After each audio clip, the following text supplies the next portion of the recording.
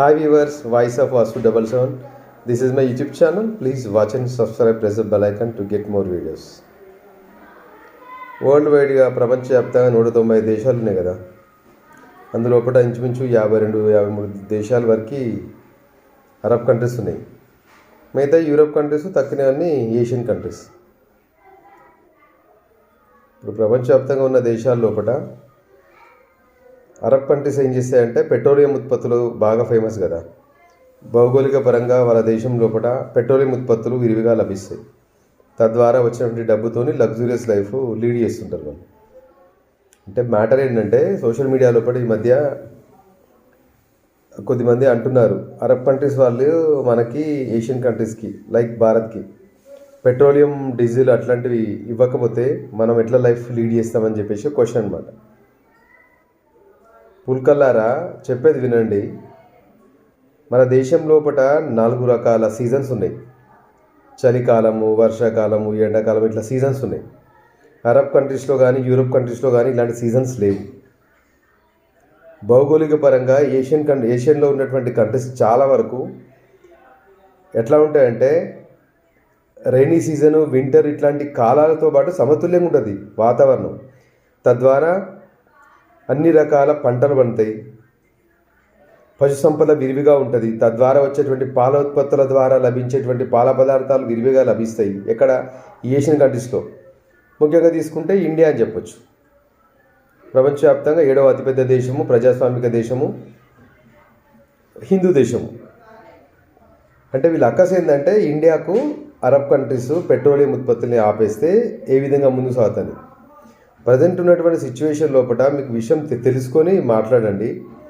ఇండియాకు పెట్రోలియం ఉత్పత్తులు ఇవ్వడం మానేస్తే ఇండియా ఎట్లా ఒకట్లా లైఫ్ సర్వైవ్ అవ్వగలుగుతుంది. ఎట్లా అంటే ఇప్పుడు రీసెంట్గా సోలార్ ఎనర్జీని బాగా ఉపయోగించుకున్నారు. అదొక ప్లస్ పాయింట్, అడ్వాంటేజ్. అంటే ప్రకృతి పరంగా ఉచితంగా లభించేటువంటి ఎనర్జీ అది సోలార్ ఎనర్జీ. దీని ఏమంటారు, సాంప్రదాయేతర ఇంధన వనరులు అంటారు కదా. అదేవిధంగా హైడ్రోజన్, రీసెంట్గా టాటా వాళ్ళు కూడా హైడ్రోజన్తో నడిచేటువంటి ట్రక్కులు కూడా తయారు చేశారు. బస్సులు, ట్రక్కులు, ట్రైన్స్ కూడా ప్రవేశపెడుతున్నారు. అంటే ఇంకా ఆల్మోస్ట్ చైనా అయితే 2 వీలర్ వెహికల్స్ మొత్తం బ్యాటరీతోని, కార్లను మొత్తం బ్యాటరీతోనే రన్ చేస్తుంది చైనా. ప్రపంచంలో కూడా ఎక్కువ బ్యాటరీస్తోని, ఈ సోలార్ ఎనర్జీతోని, హైడ్రోజన్తోని అంటే ఇప్పుడు స్టార్ట్ అయిపోయినాయి ఇంకా. అంటే దీన్ని బట్టి ఏమర్థమవుతుంది, ప్రపంచము పెట్రోలియం ఉత్పత్తులు లేకుండా కూడా మనుగడ సాగించగలుగుతుంది. కానీ అరబ్ కంట్రీస్ అట్లా కాదు కదా. వాళ్ళ దగ్గర పెట్రోలియం బావిలు ఉన్నాయి, ఎడారి ప్రాంతము, వాతావరణము 50 నుంచి 55 డిగ్రీల వరకు ఉంటుంది. అక్కడ ఎలాంటి పంటలు పండవు. ఒంటె పాలు తాగాలి, ఖర్జూర చెట్లు ఉంటాయి, ఖర్జూర పండ్లు తినాలి, ఖర్జూర కళ్ళు తాగాలి, అంతే కదా. ఇంకేమైనా వేరే పంటలు అంతే అరబ్ కంట్రీస్ లోపల. అంటే భౌగోళిక పరంగా వాళ్ళ యొక్క వాతావరణం ఆ విధంగా ఉంది. అక్కడ పెట్రోల్ బావులు, చమురు నిక్షేపాలు ఉన్నాయి. ఆ చమురును అమ్ముకొని వాళ్ళు తమకు కావాల్సినటువంటి ఆహార పదార్థాలను ఇతర దేశాల నుంచి కొనుక్కుంటారు. ఎక్కడి నుంచి చీప్ వస్తే అక్కడి నుంచి, వాటర్ నుంచి ప్రతి ఒక్కటి వాళ్ళు కొనుక్కోవాలి. అరబ్ కంట్రీస్ అంటే వాళ్ళు ఎలాంటి పంటలు పండించరు.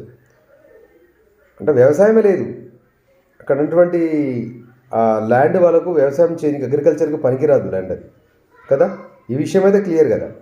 వాళ్ళు ఏం చేస్తారు, దుబాయ్ కానీ, షార్జా, ఖతార్, దోహా, మస్కట్ ఇట్లాంటివి ఉన్నాయి కదా, డెవలప్ అయినటువంటి సిటీస్ వాళ్ళు కట్టుకుంటారు కదా. అక్కడ వాళ్ళు ఏం చేస్తారు, బహుళ అంతస్తుల భవనాలు కట్టుకొని అందులో అపార్ట్మెంట్స్ కట్టి వాటిని రియల్ ఎస్టేట్ వ్యాపారం చేస్తారు. సౌదీ రాజు ఏం చేసిండు, లండన్లో కానీ, ఇప్పుడు ఫ్రాంక్ఫర్ట్లో, మ్యూనిచ్లో, యూరోప్లో కొన్ని దేశాల లోపల ల్యాండ్స్, బిల్డింగ్స్, అపార్ట్మెంట్స్ కొంటే రియల్ ఎస్టేట్ వ్యాపారం చేస్తున్నారు వచ్చిన డబ్బులతో.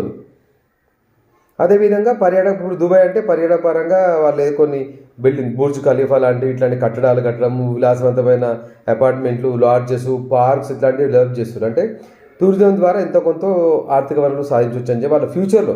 ఇప్పుడు ఆయిల్ రిజర్వ్స్ అనేది ఎప్పటికీ ఉండవు కదా, నిరంతరంగా ఉండవు. కొన్ని రోజుల తర్వాత ఉన్నటువంటి నిక్షేపాలన్నీ కరిగిపోతాయి కదా. అప్పుడు వాళ్ళ మనుగడ ఎట్లా, అక్కడ ఎలాంటి పంటలు పండవు, ఆయిల్ నిక్షేపాలు అయిపోతాయి, రియల్ ఎస్టేట్ మొత్తం కుప్పగూలిపోతుంది. ఎందుకంటే 1950లో 40లో ఆ ప్రాంతంలో అరబ్ కంట్రీస్ చూస్తే ఏ దేశం కూడా డెవలప్ అయినటువంటి కంట్రీ కింద లేకుండే, అండర్ డెవలప్ కంట్రీ కిందనే ఉండే. ఎప్పుడైతే ప్రపంచీకరణ జరిగి పారిశ్రామిక ప్రగతి సాధ్యమైందో అప్పుడు పెట్రోలు, చమురు పైన ఎక్కువ ఆధారపడి ఇతర దేశాలు ఉన్నాయో వాటిని అమ్ముకొని ఆ వచ్చిన డబ్బుతోని విలాసవంతమైన జీవితాన్ని షేకులు అరబ్బులు చేస్తూ ఉండరు అంతే కదా. ఈ విషయం అయితే క్లియర్ కదా. రానున్న కాలం లోపల అరబ్ కంట్రీస్ అని అడుక్కునేటువంటి టైం వస్తుంది, ఖచ్చితంగా వస్తుంది. ఇంకా 10 ఏళ్ళకి కానీ 20 ఏళ్ళకి కానీ 25 ఏళ్ళకి కానీ 30 ఏళ్ళకి కానీ.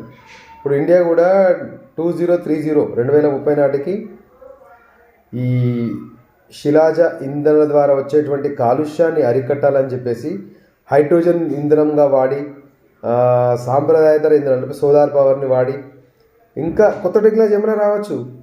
తర్వాత తద్వారా బ్యాటరీ ద్వారా నడిచే కార్లు, వెహికల్స్, లారీలు, ట్రక్కులు, ట్రాన్స్పోర్ట్ సిస్టమ్ ఇవన్నీ వాడిరు అనుకోండి. అప్పుడు వాళ్ళ దగ్గర పెట్రోల్ ఎవరు కొంటారు? ఏ దేశమైనా కొంటుందా? కొనదు కదా.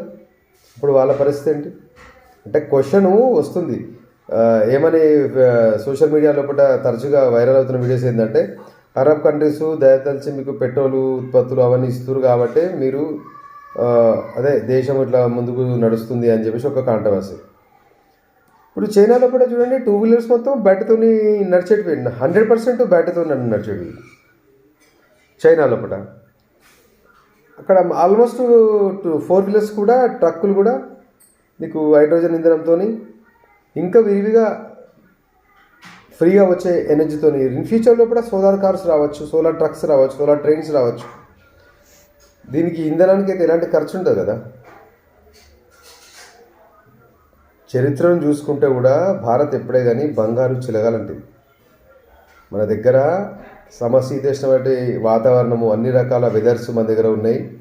పాల ఉత్పత్తులు, పాడి పరిశ్రమ, పంటలు, కృష్ణా బేసిన్లో కానీ ఇలాంటి బేసిన్లు మా దగ్గర కొద్ది గొప్ప చమురు నిల్వలు కూడా ఉన్నాయి, గ్యాస్ నిల్వలు కూడా ఉన్నాయి కదా. కానీ అరబ్ కంట్రీస్కి అడ్వాంటేజ్ లేదు. ఓన్లీ గ్యాస్ నిల్వలు, పెట్రోలియం ఉత్పత్తులపైనే వాళ్ళు కంప్లీట్గా ఆధారపడి ఉంటారు. ఇన్ ఫ్యూచర్లో పెట్రోలియం వాడకం తగ్గిపోయింది అనుకోండి, వాళ్ళ పరిస్థితి కష్టమే కదా. అంటే ఈ క్వశ్చన్ వేసినటువంటి మేధావులు ఉంటారు కదా, సోషల్ మీడియాలో చాలామంది క్వశ్చన్స్ ఇట్లా వేస్తుంటారు అనమాట. అరబ్ కంట్రీస్ ఆయిల్ ఇవ్వకపోతే ఇతర దేశాల పరిస్థితి ఏంటంటే, దీనికి ప్రత్యామ్నాయం ఆలోచన చేసి మనుగడ సాగిస్తారు. పెట్రోలియం ఉత్పత్తులు ఆయిల్తో మాత్రం ప్రపంచం అయిపోద్ది అంటే కాదు, అంతే కదా. 1990, 94, 95, 2000 వరకు కూడా మొబైల్ ఫోన్స్ లేకుండే మనిషి బతకలేదా. 2004 నుంచి మొబైల్ ఫోన్స్ స్టార్ట్ అయినాయి. టెక్నాలజీ ఎట్లా వస్తుంటే దాని తగ్గట్టు డెవలప్ అవుతూ ఉంటాయి దేశాలు మొత్తం అన్నీ. ఇప్పుడు మన పక్కకు ఇండియా పక్కకు చిన్న దేశము, దీపక దేశము మాల్దీవ్స్ ఉంది కదా.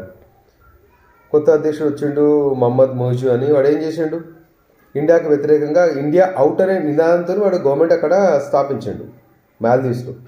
అక్కడ ఎలాంటి పంటలు పండవు, త్రాగునీరు కూడా ఉండదు. దానికి ఫుల్ సపోర్ట్ చేసి మన బడ్జెట్లో కూడా డబ్బులు కేటాయిస్తే కూడా ఇండియా మీద విషయం కక్కిండు. టర్కీతో నుంచి పాకిస్తాన్తో చేతులు కలిపి.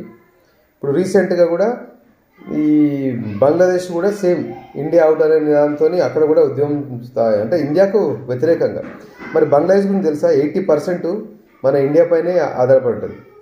అక్కడ వస్త్ర పరిశ్రమ విరివిగా వస్త్రాలు దొరుకుతాయి కదా, వాళ్ళ కాస్ట్ కాటన్ 80% కాటన్ ఇండియా నుంచి వస్తుంది. 100% ఆటోమొబైల్స్ ఇండియా నుంచి వస్తాయి. ఇవన్నీ విషయాలు తెలిసి కూడా ఇండియా అవుట్ అనే దాంతో చుట్టుపక్కల ఉన్నటువంటి చిన్న చిన్న దేశాలు. కానీ మనం మాత్రం అందరినీ చూసుకుంటూ పోతాం, ఏ మతాన్ని కూడా విమర్శించము, ఏ దేశాన్ని కూడా మన బడ్జెట్ కూడా ఆ దేశాలకు కొద్ది గొప్ప భూటాను, నేపాల్కు, బంగ్లాదేశ్కి, మాల్దీవ్స్కి బడ్జెట్లో కూడా కొద్ది గొప్ప అమౌంట్ కూడా కేటాయిస్తాం. ఇరుగు పొరుగులు మంచిగా ఉంటేనే ఇంత కారం రొట్టె ఉడుతుంది అని చెప్పేసి ఒక నానుడి.